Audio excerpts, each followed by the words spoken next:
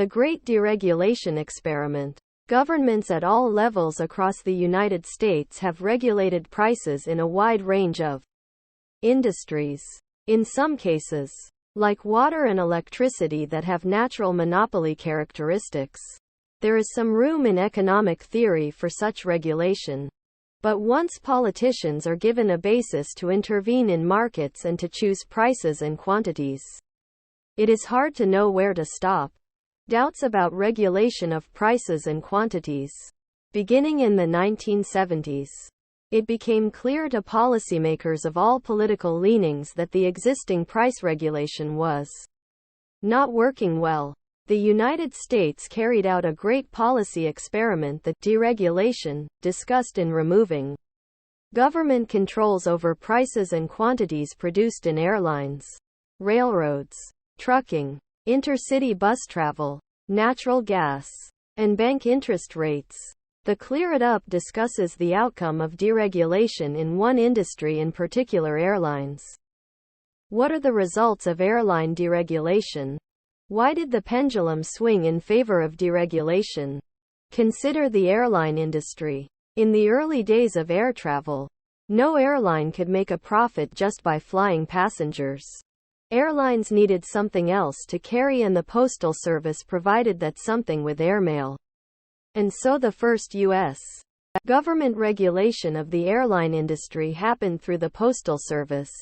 When in 1926 the Postmaster General began giving airlines permission to fly certain routes based on the needs of mail delivery, and the airlines took some passengers along for the ride.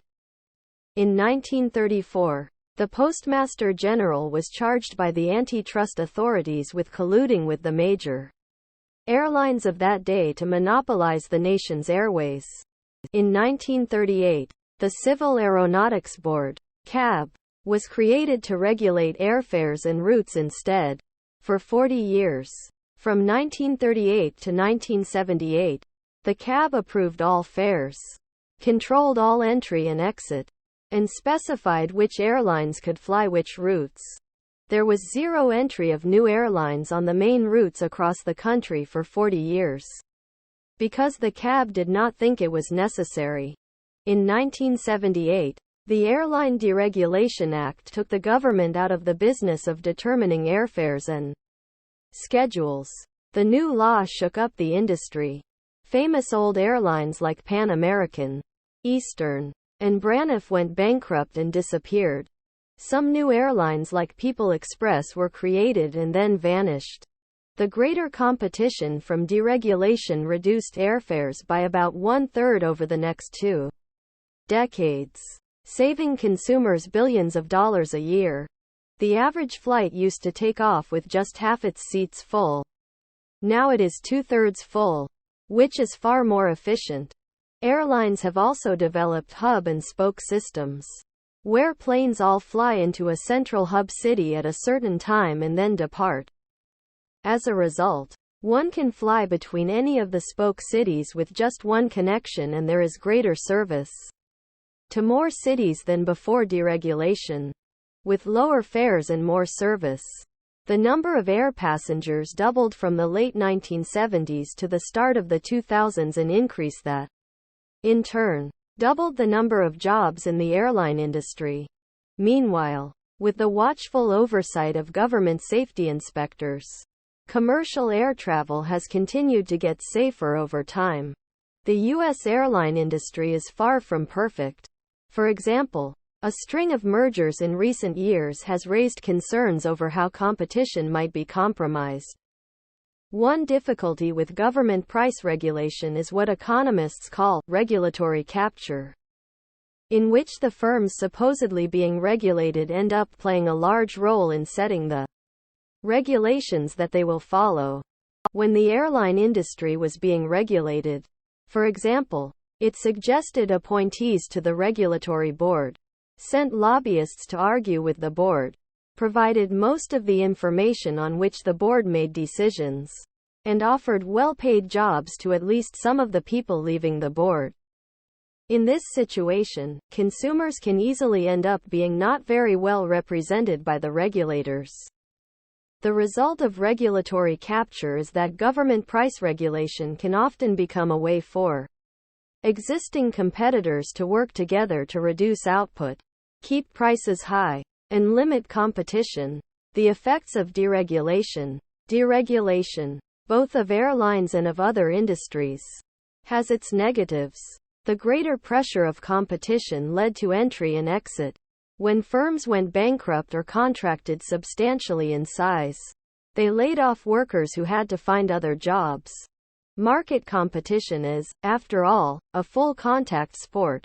A number of major accounting scandals involving prominent corporations such as Enron, Tyco International, and WorldCom led to the Sarbanes-Oxley Act in 2002.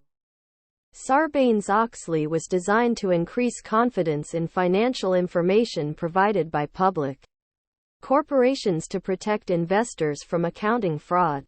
The Great Recession, which began in late 2007 and which the U.S. economy is still struggling to recover from, was caused at least in part by a global financial crisis, which began in the United States. The key component of the crisis was the creation and subsequent failure of several types of unregulated financial assets, such as collateralized mortgage obligations, CMOS, a type of mortgage-backed security, and credit default swaps, CDSs, insurance contracts on assets like CMOS that provided a payoff even if the holder of the CDs did not own the CMO. Many of these assets were rated very safe by private credit rating agencies such as Standard & Poor's, Moody's, and Fitch. The collapse of the markets for these assets precipitated the financial crisis and led to the failure of Lehman Brothers, a major investment bank, numerous large commercial banks, such as Wachovia, and even the Federal National Mortgage Corporation, Fannie Mae, which had to be nationalized, that is, taken over by the federal government. One response to the financial crisis was the Dodd-Frank Act, which attempted major reforms of the financial system.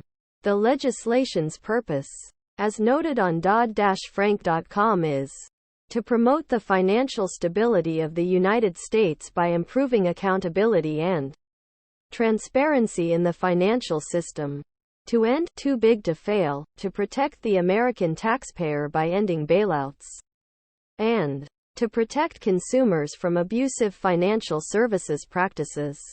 We will explore the financial crisis and the Great Recession in more detail in the macroeconomic chapters of this book. But for now, it should be clear that many Americans have grown disenchanted with deregulation, at least of financial markets. All market-based economies operate against a background of laws and regulations, including laws about enforcing contracts, collecting taxes, and protecting health and the environment.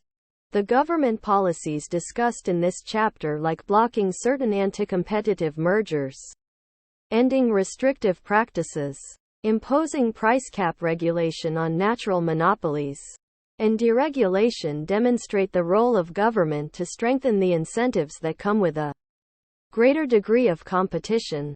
More than cooking, heating, and cooling. What did the Federal Trade Commission, FTC, decide on the Kinder Morgan, El Paso Corporation merger? After careful examination, federal officials decided there was only one area of significant overlap that might provide the merged firm with strong market power. The FTC approved the merger, provided Kinder Morgan divest itself of the overlap area. Tallgrass purchased Kinder Morgan Interstate Gas Transmission, Trailblazer Pipeline Co., LLC, 2 processing facilities in Wyoming, and Kinder Morgan's 50% interest in the Rockies Express Pipeline to meet the FTC requirements. The FTC was attempting to strike a balance between potential cost reductions resulting from economies of scale and concentration of market power. Did the price of natural gas decrease? Yes, rather significantly. In 2010, the wellhead price of natural gas was $4.48 per thousand cubic foot. In 2012, the price had fallen to just $2.66. Was the merger responsible for the large drop in price? The answer is uncertain. The larger contributor to the sharp drop in price was the overall increase in the supply of natural gas. More and more natural gas was able to be recovered by fracturing shale deposits, a process called fracking. Fracking, which is controversial for environmental reasons, enabled the recovery of known reserves of natural gas that previously were not economically feasible to tap. Kinder Morgan's control of 80,000 plus miles of pipeline likely made moving the gas from wellheads to end users smoother and allowed for an even greater benefit from the increased supply. Key concepts and summary. The U.S. economy experienced a wave of deregulation in the late 1970s and early 1980s, when a number of government regulations that had set prices and quantities produced in a number of industries were eliminated. Major accounting scandals in the early 2000s and, more recently, the Great Recession have spurred new regulation to prevent similar occurrences in the future. Regulatory capture occurs when the industries being regulated end up having a strong influence over what regulations exist. Thank you for watching BookTube channel. Make sure to smash the like and subscribe buttons to receive notifications about new contents.